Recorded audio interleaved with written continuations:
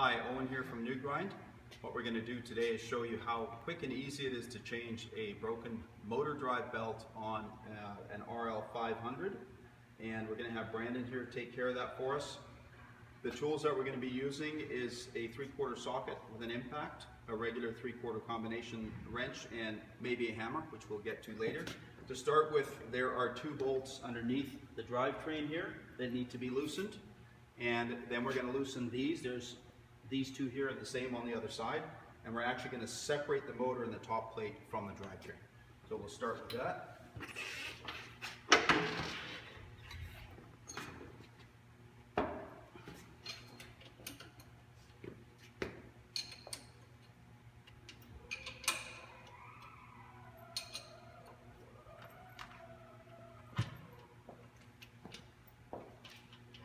Now Brandon could just use the impact on that.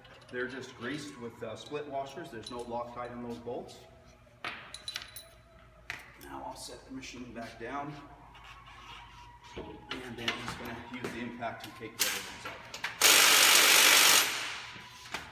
So if the bolt is a little too tight for the drill that you're using, you can use the combination wrench, and you can even give it a little tap with a hammer to give you a little bit of extra oomph there.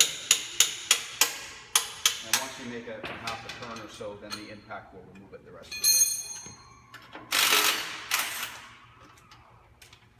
way. And these bolts are also just greased with a split washer, so no Loctite on them.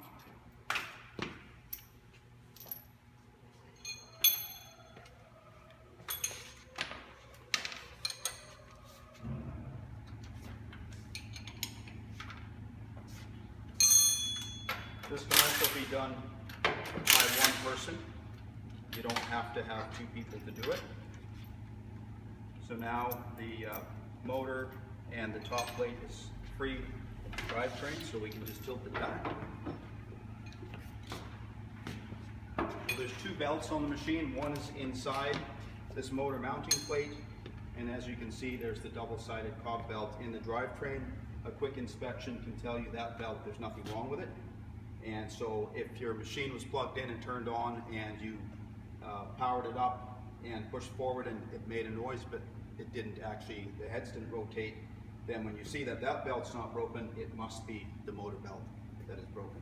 So now what Brandon's going to do is take this top plate off.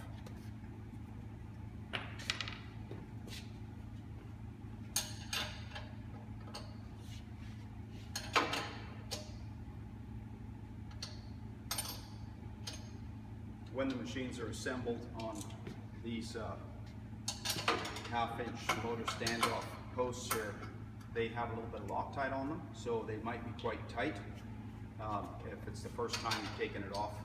And Brandon would then use the hammer or a longer ratchet or even a piece of pipe on the wrench just to give you a little bit more leverage.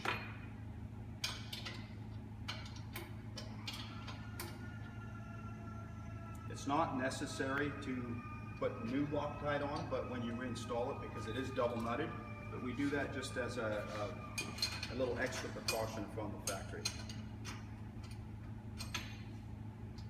So he's removing all the acorn nuts first, and then there's also a 1/2-inch flanged nut that is doing most of the work there to keep the motor mount plate mounted to the machine.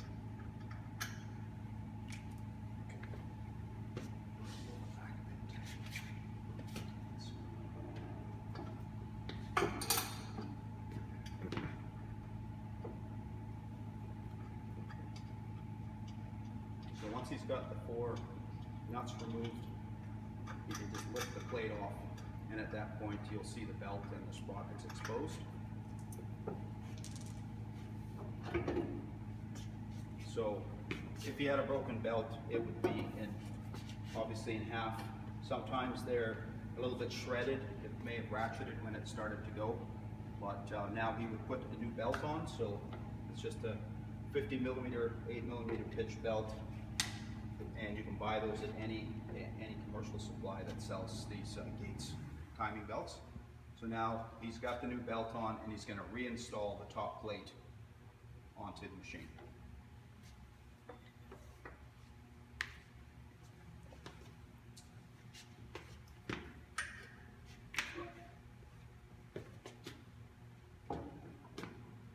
So he just hooks the belt over the flanges on the motor drive sprocket, gives it a couple of turns to make sure it's seated. And he's going to spin those back on. At this point you won't tighten them, they'll just be finger tight because he's going to tension the belt.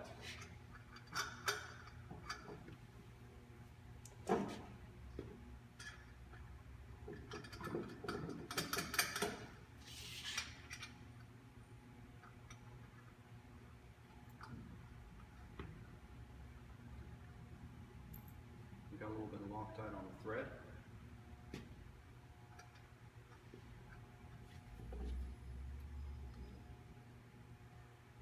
So if the belt wasn't sitting properly on the sprocket, it would drop down a little bit and you'd see that it's properly seated.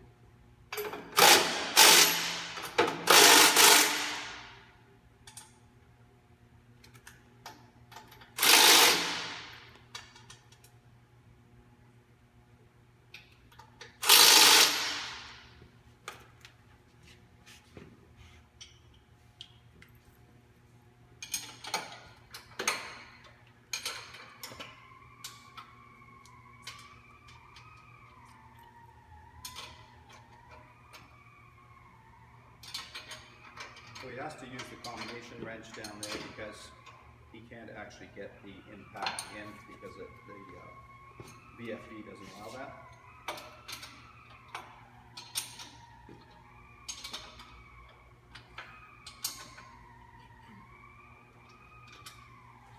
So when you're working on it and you've moved it around a little bit, you'll see the spider coupler here.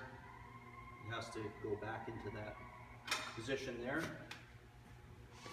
You can kind of just eyeball it where it looks like it's going to go in. We roll forward and just drop it down.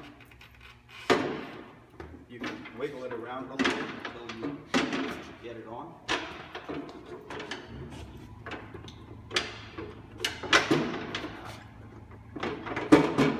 There we go.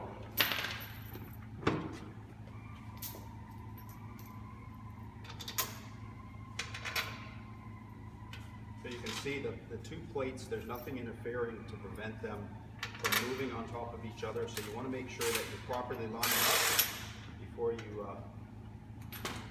tighten any of the screws. Make sure that you can start them by hand so you're not cross-threading.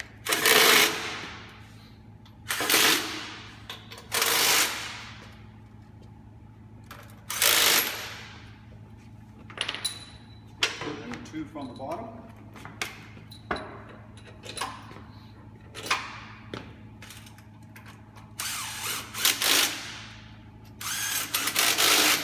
And just as a little side note, to check if it is the actual motor drive belt that's broken, if you rotate the heads and you watch the fan, you can see if it's turning or not. If it doesn't turn, then definitely it's a motor drive belt. If you go to rotate the head and only one of them turns, so they don't all turn together, then that means that the main drivetrain belt is broken. Also, sometimes what will happen with a really bad impact is the motor belt may break and you may have a tear in the drivetrain belt. So you always want to inspect both belts and make sure they're good. And that's it.